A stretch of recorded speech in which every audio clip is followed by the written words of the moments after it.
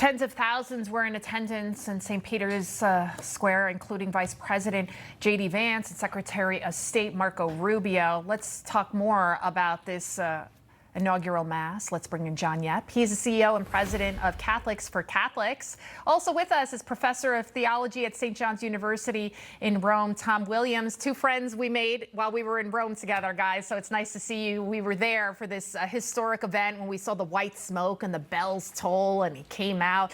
Pope Leo, Tom, what are you thinking about him so far? I mean, about his homily. World leaders watched Pope Leo as he officially took the reins of the leader of 1.4 billion Catholics worldwide. He's also a world leader. Your thoughts on his inauguration Mass today?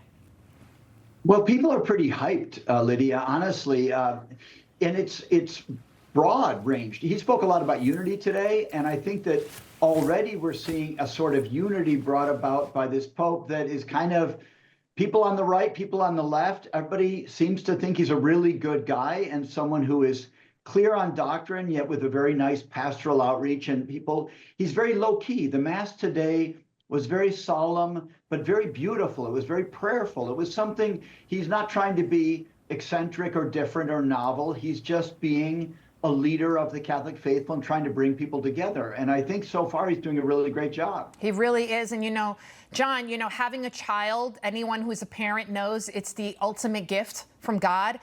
President Trump, he talks about this. He's fortunate enough to have his 11th grandbaby, his daughter Tiffany, posting this picture after having a beautiful baby boy. Pope Leo also spoke out about the core values of family, saying that the nucleus of a family, that a marriage is between a man and a woman, that the unborn deserve inherent dignity. This is like one of the core tenets of Catholicism. So the fact that the Pope is saying this shouldn't be surprising, right? But the fact that what we saw before with Pope Francis. So what do you think about Pope Leo and how he is being very clear on what the Catholic Church stands for? That marriage is between a man and a woman, not only core tenets of Catholicism, but of Western civilization. Yep. And the fact that all the media sources are picking up on the fact that the Pope said marriage is between a man and a woman, it's like, okay, that's obvious. However, it hasn't been obvious, just not only with the pontificate of Pope Francis that we had, but also just in terms of the general push by the gender ideologies to create massive confusion. So it's been such a reassurance to have the top moral voice in the world, even if you're not Catholic, to have this man, and as Tom said, in all this simplicity, to get up there and say what needs to be said with clarity. Just a great day and a proud moment as a Catholic and as an American to see Pope Leo take the throne of Peter. It really is exciting. Tom, our reporter there in Rome, Alex Salvi, he talked to people about the impact that the Pope will have. Take a listen. Well, I'm just hoping that the new Pope can help steer us in a good direction and run in terms of politics. Right now it's very complicated.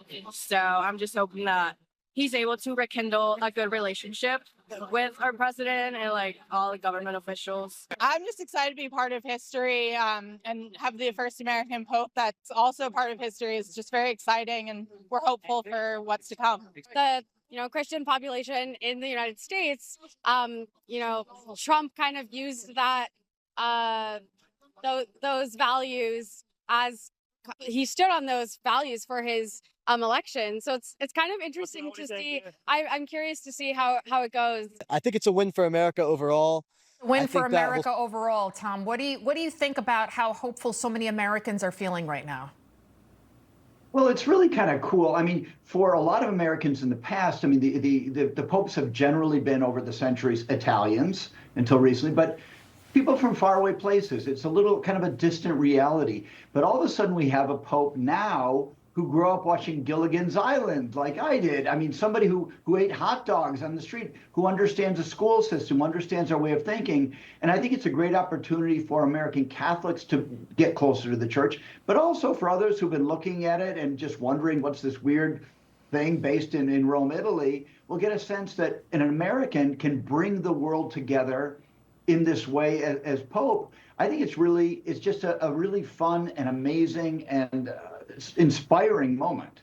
John, final 30 seconds to you. I mean, you know what the Pope is doing right now. It's like making these worldwide headlines, yet this is what we've been wanting all along.